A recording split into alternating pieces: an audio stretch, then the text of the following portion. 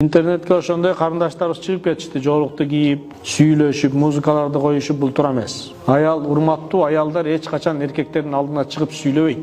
Эркектердин көзүнө тиктеп карабайт. Эркек менен ажылдашып урушпайт, сөгүшүп сагышпайт.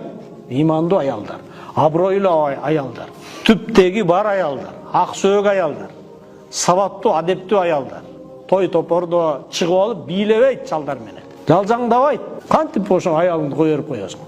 Тырсыйып кийинип алып, ачык кийинип алып, атырды себинип алып, шиштаканы кийинип алып, көргүлө менин аялымды. Зина кыласыңар менин аялым менен деген сөз болуп калат. Эркек болгондон эркек, чал болсо да эркек. Карайт. Табият ушундай. Эркек аялды карайт, аял эркекти карайт. Жокко чыгара албайсың муну. Акылдуу аял үйдөн отуруп алып башкарат. Ошондой кыздарды тарбиялашыбыз керек. Керек болсо урууну башкарсын. Иман менен, адеп менен, инсап менен, илим менен, билим менен отуруп алып туруп балдарын кыйын-кыйын батырларды чыгарсын.